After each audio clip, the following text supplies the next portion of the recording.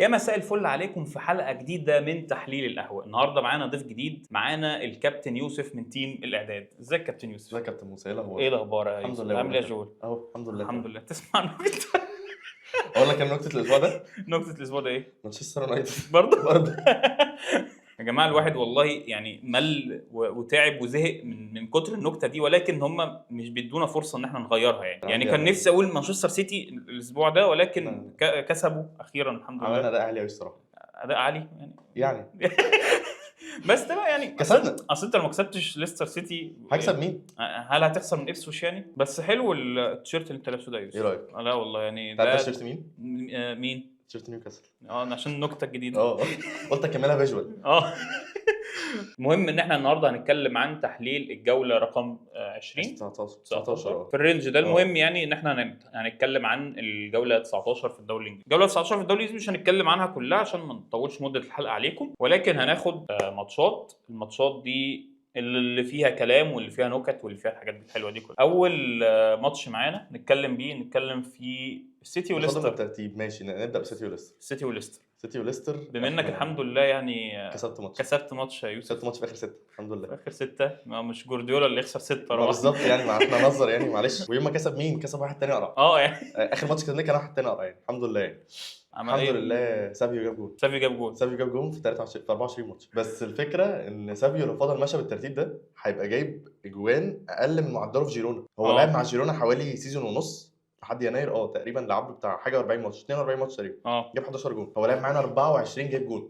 يعني لو لعب نفس عدد الماتشات هيبقى جايب جونين بس. بالظبط. جونين وخمس اسيستات لحد دلوقتي. ما بين تشامبيونز ليج وما بين بريمير ليج. طيب هل يعني شايف اللي بيحصل ده ليه؟ احنا مش هنقعد نتكلم، انا مش الصراحه مش هقعد اتكلم كل حلقه عن اللي بيحصل لمانشستر سيتي الصراحه يعني. بس هي في حته بجد احنا لازم نتكلم فيها. هو احنا ليه بنعاني بالظبط؟ انت ليه عندك وينجين يقدروا يغلبوا اي خط دفاع اللي هم دوكو وسابيو وبتنزلهم لي دقيقه 70؟ هم مش عشان يعني هم لعيبه مهاريه مش تكتيكيه مش الاسلوب جوارديولا، فاللي هو انا هنزلهم بدل. انت مجبر يعني انا اتذكر الماتش بتاع ليفربول السيزون ده 2-0 كان 1-0 ونزل دوكو في الدقيقه. نزل دقيقه حاجه 80 حاجه يعني في الوقت اللي نزل دوكو والخطوره اللي عملها. والله هو ما عملش تاكتكس ولا الشغل لعب السيتي، بس نزل كان بيلعب على ارنولد تقريبا. ايوه وعمل له عدى واثنين وثلاثه. ممكن تاخد بيلن، ممكن مش عارف ايه، ممكن يحصل لك اي حاجه. انت اللعيبه المهاريه بتفيدك في الحته دي بالظبط. ولكن هو ماشي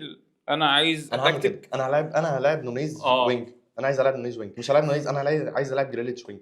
طب ما جريليتش ده يعني ليه؟ جريليتش ليه؟ عموما انا فاهم يعني كلاعب كوره. يعني في ناس كتير عندنا ممكن نقول ليه جريليتش ليه؟ جندوجان ليه؟ جندوجان على الاقل لاعب الداك. ريك لويس ليه؟ يعني جندوجان ممكن نقول ان هو لاعب الداك فتره من الماتشات، وممكن يكون دلوقتي مستواه وقع. ما عنديش مشكله. جريليتش بقى عمره ما اداك حاجه. يعني انا يعني مش شايف ان هو يعني جريليتش ده بقى الوان سيزون وندر في استون فيلا. مش وندر في استون فيلا مش ايوه وان سيزون في استون فيلا. وما كانش وندر برضه يعني. ما كانش يعني لعيب وكل حاجه، بس مش افشخ حاجه على الاطلاق. هو كان وان سيزون وندر كام ك10. ايوه انت جاي تلعب وينج. طب انت دلوقتي ما عندكش وينجات. لو افترض ان انت ما عندكش وينجات، انت ليه ما بتلعبش بهالاند وسافيو ودوكو وجريليتش وفودن مثلا؟ انا ليه مكتوب عليه برناردو سيلفا؟ يعني هو مع ان برناردو سيلفا يلعب جناح مش ما يلعبش، ما بيعرفش يلعب. هو ليه لازم يلف 5000 لفه بعد كده يرجع يلعب باص ورا؟ طب ما حمدي فتحي كان بيعمل كده بجد. طب ما انا اي وينج في الدوري المصري بيعمل كده. ده حقيقي. مصطفى شلبي بيعمل كده. مش الدرجات دي يعني. مصطفى شلبي على الاقل بيشوط. يعني بجد يعني مش درجه نقارن مصطفى شلبي يعني مثلا يعني الراجل راح الامارات على الاقل ورجع. برناردو سيلفا بجد من ساعه ما دخل بقاله سنتين مثلا. بلاش اقول سنتين، حرام سنتين، اخر سنه السيزون ده والسنه اللي فاتت. انا مجبر ان انا اشوف برناردو سيلفا ليه. انا مجبر ان انا اشوف اللاعب الوحيد اللي ما بيقدرش في تشكيل البلاي. نص ملعب، وينج، كام، شادو سترايكر. وبعدين يعني هل ما كانش يعرف يلعب بالمركز ده بالفاريز؟ يعني يبقى معاك الفاريز تلعبه في المركز ده. الفاريز اكتر حد كان ممكن يحل ازمه دلوقتي يعني وتلعبه في المركز ده ويبقى بديل كويس لو هالاند اتصاب او طلع. كان بيلعب وينج كمان. ايوه يعني الفاريز ليه الفاريز يمشي؟ هو ماشي عشان مش عايز يقعد دكه. عايز دقايق اكتر. طيب طب ما هو حقه انه ياخد دقايق اكتر فعلا على واحد كسبان كاس عالم. لا غير البطولات، على واحد عنده امكانيات انه يلعب على برناردو سيلفا مثلا. يعني مثلا، بس الفكره ان برناردو سيلفا مقارنه بالفاريز ده بيلعب في حته ده بيلعب في حته. بس الفاريز يقدر يلعب الحته اللي بيلعبها برناردو على الاقل كان هيلعب مكانه نيز مثلا بجد يعني كان هيلعب كان هيلعب ايا كان هيلعب، ولكن اللي حصل ده انه الفاريز صراحه ده يمشي، ده كان ومن هدافين اتلتيكو مدريد. وبالمر بص بالمر انا عندي وجهه نظر في حته بالمر دي. بالمر كان عايز يقعد، قال لك انا يعني هطلع اعاره واجي، هم قالوا له يا البيع يا تفضل قاعد. دي حاجه صعبه فشخ. دي حاجه وحشه قوي. بس بالمر وقت ما مشى كانش ليه مكان. حلو كانش ليه مكان ولا كنت طلعه اعاره. هو ما رضاش، الاداره مش هو اللي ما رضاش، الاداره اللي ما رضتش. ايوه ما قال لك احنا يا تقعد يا تمشي. طب ما كنت الاداره كان جاي عليها ايه ان هو يطلع اعاره؟ يعني كان ايه الضرر ان هو كان ما عنديش فكره بصراحه. يعني كان يطلع اعاره ياخد دقايق اكتر، سعره يزيد وتبيعه او تبيعه بسعر اعلى. يعني كنت زمانك محتاجه في يناير مثلا، دلوقتي لو انت كنت خليته يكمل اعارته ورجعته في يناير يعني لاعب عندك لاعب سنه صغير طلعه اعاره سعره يزيد، حتى لو انت مش عايزه تبيعه بعد كده بسعر اعلى. يعني حد انت مش جايبه، مش حد انت جايبه ببلاش. فبالمر الصراحه دي كانت يعني في خطوات. ما انت عارف مين بعيدا عن الماتش اللي احنا هنتكلم فيه قدام، عارف مين من ضمن الناس اللي توب فورم دلوقتي وكان في سيتي في سيزون ثلاثيه ومحدش يعرف عنهم حاجه؟ روجرز استون فيلا كان لعب معانا في سيزون ثلاثيه من سنتين. كان بيلعب لعب بس كان بيلعب في ماتشات في دقايق قليله فشخ. ده ليه طلع برضه؟ ليه ما طلعش اعاره؟ يعني انا عندي ليه برضه الناس ما طلعش اعاره ترجع؟ يعني انت عندك تشيلسي ده اكتر فريق، انت لو عنده في 3 فرق حيوان منوي هيوديه اعاره ويرجعه تاني لما هو كبر وبتاع. أيوة. حتى لو بعد كده هيبيعه بس هيطلع منه فلوس. ايوه طلع اعاره وبعد كده ليه انت ما تطلعش حد زي بالمر اعاره؟ هل ده كان في الاول ممكن ما كنتش هتلاقي له نادي يطلع بيه اعاره؟ لا كنت هتلاقي له نادي، مش شرط تشيلسي، كان ممكن يروح اي نادي تاني، استون فيلا بقى، بورنموث، الانديه دي كلها اللي تحت شويه دي. يعني انت عندك مثلا واحد من اللي كان بيطلع اعارات ليفربول ورايح جاي وبتاع واعارات وشويه، كارفاليو. لا غير كارفاليو، من بتاع 5-6 سنين، ودلوقتي كان بيطلع اعارات ما كانش بيأثر ويرجع ليفربول يلعب له ماتشين ما يجي مطلعين اعاره تاني لحد ما باعوه. كان هاري ويلسون دلوقتي مع فولهام عامل اداء جبار يعني. طب انت ليه واحد زي ده خلاص بقى خسرته كاداره ليفربول خلاص كده شكرا كده. انت هاري ويلسون ده مش محتاجه مثلا كرقم 10 ولا لا؟ انت ما عندكش رقم 10 دلوقتي تقريبا يعني مش ماشي. سوبوزلاي حتى لو هو اساسي ما تحط، ما انت عندك واحد روتيشن مع سوبوزلاي ارجل واحد في المجر. انت متخيل ده ارجل واحد في المجر؟ بجد يعني موضوع غريب قوي. لا بجد الحته دي بالذات في ليفربول، يعني بعيدا عن ان احنا نطينا ليفربول، بس الحته دي بالذات هي اللي ناقصه سكواد ليفربول دلوقتي. بس نقول لك حاجه، الحته دي ممكن يلعبها ماكاليستر عادي كده، يلعبها صلاح ويلعبها لو يلعبها كيزا. كنت لسه اقول لك لو رجع يلعبها كيزا عادي، يلعبها كذا حد. الفكره في سكواد ليفربول ان هم كل واحد بمركزه، ممكن يلعب مركز واثنين بعد كده. دي حقيقه. دياز ممكن يلعب سترايكر، ممكن يلعب وينج. جابكو نفس القصه، بيلعب وينج دلوقتي. ايوه جوتا يلعب سترايكر ويلعب وينج لما يرجع من الاصابه. يعني هو دلوقتي بينزل على فترات، هو هيعود للمستشفى. هو راجع لعب 5 دقايق 10 دقايق جاب جون يعني. هو لا مش فاكر لعب قد ايه بس جاب جون يعني. هو جاب جون كده هيرجع بقى كده انا هتصاب للمستشفى. عندك مين تاني ممكن في الخطوط اللي ورا؟ انت عندك كلهم ماكاليستر يلعب 8 ويلعب 6. عندك اندو ماشي هو 6 بس بديل تمام حلو يعني. بس اندو عنده خلي بالك في واحد بقى ارميه في الزباله، ده كيرتس جونز ده ارميه في الزباله. ده بالنسبه لي هو مثال حي على نفخ الصحافه الانجليزيه اللعيبه بتاعتهم. يا جماعه انا مش معترف بيه يعني. انا كيرتس جونز مثلا مين احسن منه؟ ناصر منسي يعني والله في ممكن اطلع 3 اسامي في الدوري المصري احسن من كيرتس جونز. ناصر ماهر مش ناصر منسي. ناصر ماهر ناصر ماهر احسن منه طبعا. مين 2 كمان يبقوا احسن الدوري المصري؟ لا يعني مين؟ مروان عطيه. امام عاشور احسن منه. اي حد امام عاشور طبعا احسن من بس انا عندي حاجه. هل كورتس جونز السنه دي تقدر تقارنه بالسنه اللي فاتت؟ السنه اللي فاتت هو كان اصعب من كده بكتير. على الاقل دلوقتي بقى لعيب كوره تقدر تعمل عليه كباك اب، ما يلعبش والله. هو ما يلعبش اساسي ده مليون في المية. هو بيقدم مستويات كويسه، ولكن بالنسبه لي كيرتس جونز ده عيل مراهق يعني. عيل مراهق فاهم ايه؟ عامل مولد لا غير المولد، هو عيل مراهق ان هو قراراته كلها متخلفه. اللي هو الكره راجعه ممكن تلعب كده ممكن تلعب كده. لا انا عشوط. امام عشوط والله. اللي هو انا عشوط دلوقتي. انا عايز اجيب جول فاهم.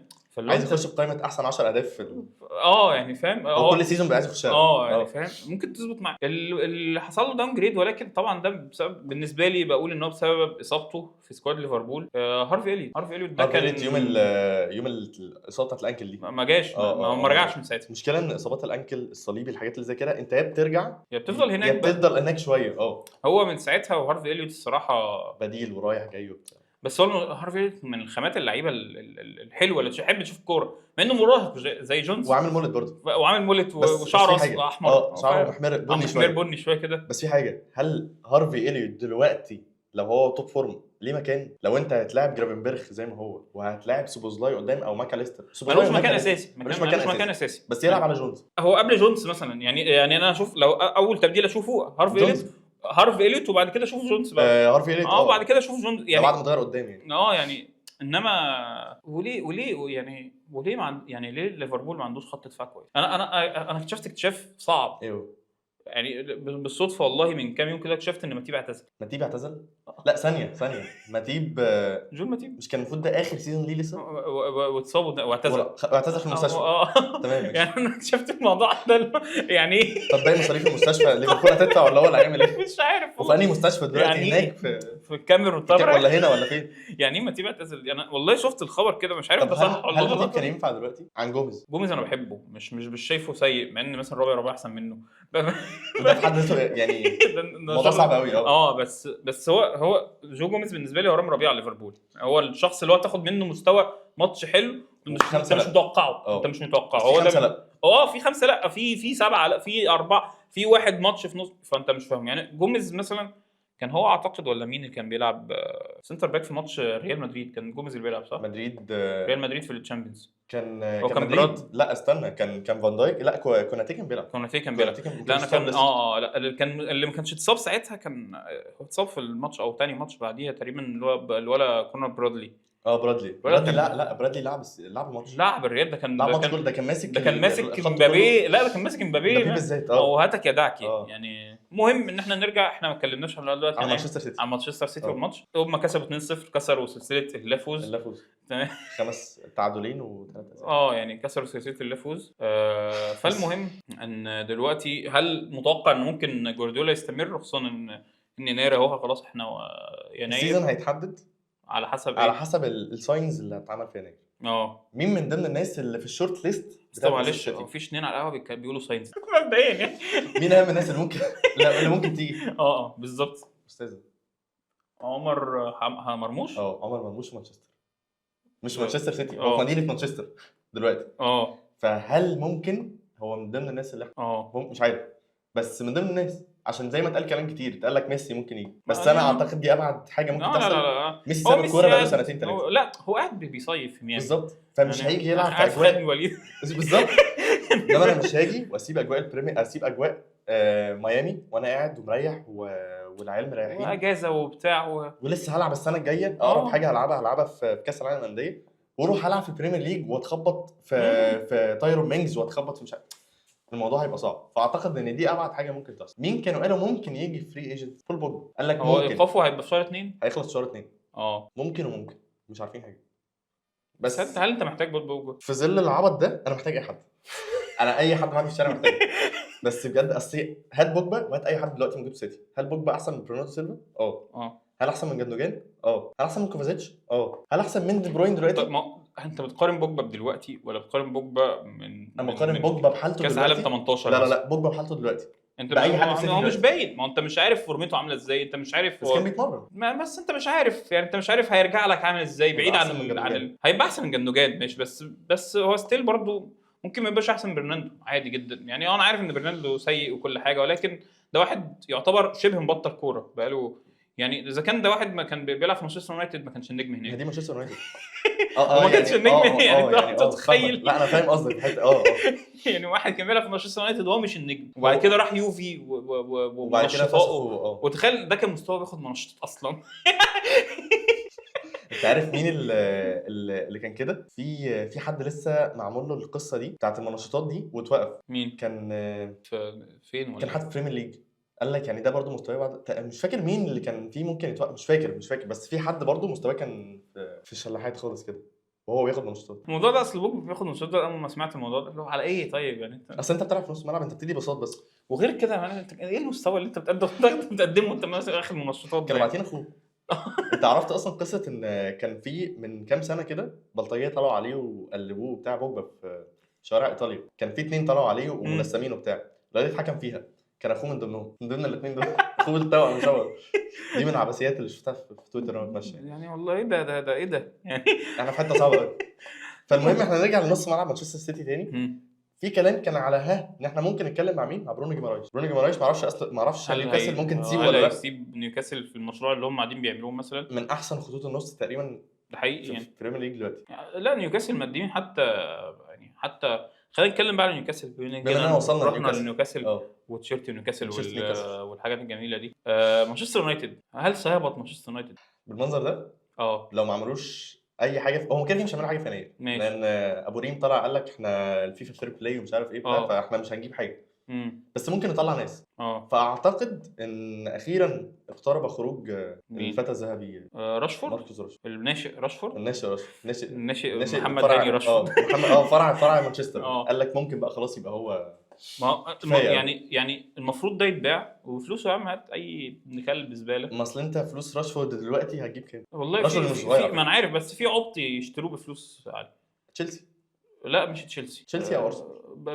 باريس من الفرقه العبيطه ممكن يجيبوا راشفورد عادي، وكانوا بيتكلموا عليه تقريبا السيزون اللي فات. كان الكلام على صلاح. لا وكانوا بيتكلموا بديل امبابي لما يمشي مش عارف ايه. لا وكانوا بيتكلموا على راشفورد برضه يعني. انت انا سمعت برضه هيبقى خط هجوم راشفورد وديمبلي واسينسيو ديك، ما اعرفش ليه بقى يعني ايا كان ده يبقى خط هجوم اسوأ من ايه؟ من خط الهجوم بتاع في مين اسوأ من كده؟ الزمالك يعني ناصر منسي بينزل بديل بيجيب جوان. يعني مين اسوأ طيب؟ من الاتحاد السكندري يعني هيكون اسوأ من الاتحاد السكندري. الاتحاد السكندري هو هيكون اسوأ من خط هجوم مانشستر يونايتد. ده حقيقي يعني دي هو ده اسوأ حاجه ممكن تشوفها.